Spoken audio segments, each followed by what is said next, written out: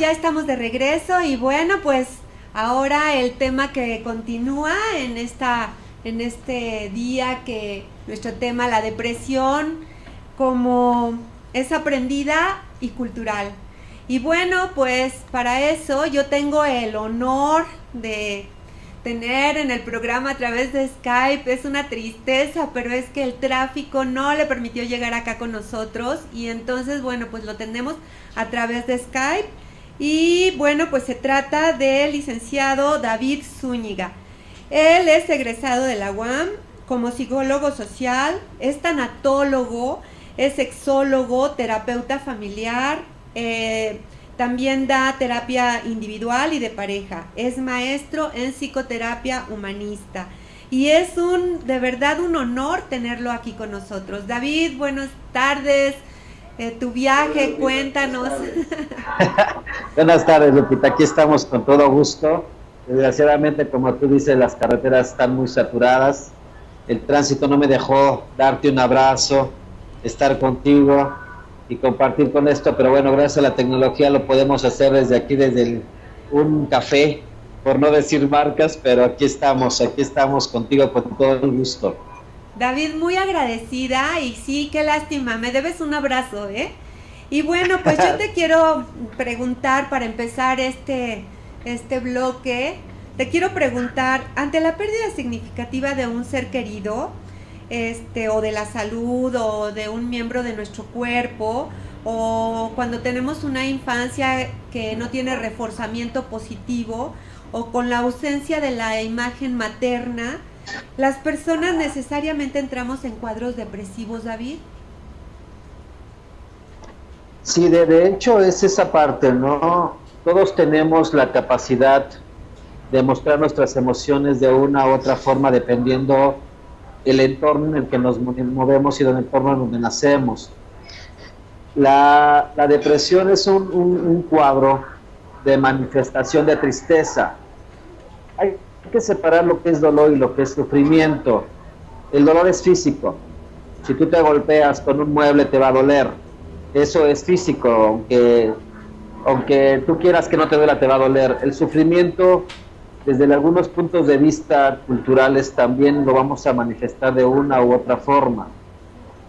Entonces, tiene mucho que ver la cultura de cómo demostrar mis emociones y mis sentimientos. Claro, vamos a sufrir por una pérdida, ya sea de un miembro del cuerpo, de una pareja, de un ser querido. El problema es cómo lo manifestamos ese dolor, cuánto nos dura el dolor, cuánto nos dura ese sufrimiento por esa pérdida. El cuadro depresivo sabemos bien que desde el psicoanálisis dice que son 3 meses y no ya es patológico. Yo no estoy de acuerdo en eso. Yo creo que depende también la persona o el miembro del cuerpo que perdimos para manifestar ese sufrimiento. Pero como yo te decía, tiene que ver mucho con el entorno y cómo te eduquen para vivir estos procesos que son naturales. ¿Sí? Esos procesos con el que único que sabemos es que vamos a morir. Hablando de la pérdida de un ser querido, nacemos y es algo natural que vamos a morir. Entonces, ¿cómo enfrentamos esa experiencia? Ya lo decía Víctor Frank, ¿no? La experiencia no la puedo cambiar, puede ser muy dolorosa, muy de sufrimiento. Lo que sí puedo cambiar es qué hacer con esa experiencia. Entonces, wow. Eso lo determina también la cultura. Wow, qué cierto. Esto que dices de cómo ser resilientes a partir de la adversidad me parece súper importante. Y entonces, David, ¿qué es lo que podríamos hacer para que tuviéramos la posibilidad de tener esta capacidad de resiliencia, esta capacidad de confrontar con la adversidad y salir de ella bien, con un aprendizaje incluso? ¿Qué tendríamos que vivir? Mira, todo esto se basa en conceptos, claro. Mira, hay unas teorías donde nosotros somos lo de los conceptos que tomamos. ¿Cómo aprendemos estos conceptos nosotros? El problema aquí es que no nos enseñan el concepto de muerte desde chicos. Entonces no tenemos esa información previa en nuestra cabeza. Solo vemos sufrir y sufrir y sufrir y sufrir. pero no tenemos ese concepto claro de lo que es la muerte porque nunca nos lo enseñan. Nunca nos enseñan a enfrentar, a vivir con la muerte. Es algo que toda la gente calla y es algo que toda la gente no quiere hablar, y entonces no tenemos un concepto procesado, entonces no sabemos cómo enfrentar la muerte la vamos viviendo a través de nosotros y realmente no sabemos cómo vivirla, porque no tenemos un concepto claro de la muerte. ¿Me explico? Desde chicos nos alejan del sufrimiento cuando el sufrimiento es natural, ¿sí? Entonces si nosotros tuviéramos un concepto claro desde chicos, nos van formando. Ese concepto ya lo tenemos grandes, o cuando ya somos adultos, o cuando vivimos una experiencia dolorosa, o de muerte, o de pérdida, nosotros ya tenemos un concepto, en nuestro cerebro, en nuestras neuronas, tenemos herramientas, es la resiliencia, ya tendríamos las herramientas para enfrentar ese sufrimiento.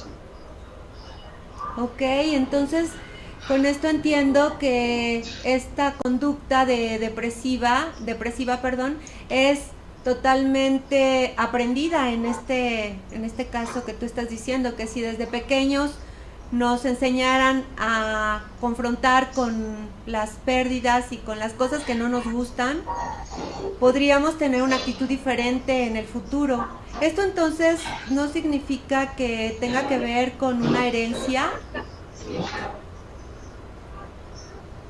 Mira, es aprendizaje a final de cuentas, ¿no? Es un aprendizaje que vamos tomando de nuestro entorno. Como lo viva mi familia, lo voy a vivir. Como lo viva mi mamá, como lo viva mi papá, como lo resuelvan ellos, yo voy a aprender de ellos a resolver esos conflictos, esa pérdida, esa forma de enfrentar. No tiene nada que ver con ser insensible, aguas, sino saber trabajar mis duelos, que no me cueste tanto trabajo. Ya sabemos que algunas veces la gente dura muchísimo tiempo en depresión, muchísimo tiempo en el dolor, en el sufrimiento, y puede ocasionar otras cosas, ¿no? No saber manejar un duelo, pues trae unas consecuencias terribles a veces para el ser humano y para su entorno. Sabemos bien que una pérdida puede separar o unir a la familia, dependiendo cómo lo asimilemos cada uno de nosotros. Por eso está la tanatología, que es el estudio de la muerte, que nos enseña a enfrentar y a aceptar y a enfrentar y a crecer con esas experiencias. Ok, David. Y entonces eso significa también, de acuerdo a lo que dices, que si la familia no ayuda a la persona o los amigos no ayudan a la persona en un proceso de duelo, podría también afectarle. Es decir, que si no tiene una red de apoyo, la persona también podría caer en depresión, ¿o no? Mira, no, sí, claro, los duelos de hecho se tienen que vivir en familia. Desgraciadamente aquí en México y en algunas comunidades de México, cada quien lo vive el duelo por separado. Cuando es un dolor, cuando es un sufrimiento junto, es un sufrimiento sistémico. Toda la familia está sufriendo esa pérdida. Entonces ese tiene que trabajarse en conjunto para que todos se apoyen, no por separado. Desgraciadamente aquí a veces decimos, es que yo no puedo llorar porque mi mamá se va a poner mal, o mi hermano se va a poner mal, o mi hijo se va a poner mal, y el hijo piensa lo mismo, que no puede sufrir abiertamente porque tiene que ser el fuerte para la familia. Y entonces cada quien lo va asimilando solo. Cuando es una pérdida tiene que trabajarse en conjunto. Había un cuento de una tribu Sioux, donde cada vez que se moría un guerrero, todos se metían en la casa de ese guerrero, los familiares más cercanos, y no salían de ahí hasta que lo hayan superado, todos juntos. Desgraciadamente, te digo, acá lo trabajamos individualmente. Hoy, de verdad que qué importante lo que me dices en este momento, lo que nos dices, porque es muy cierto cómo las personas tenemos esa carencia de conocimiento en cuanto a cómo llevar el duelo.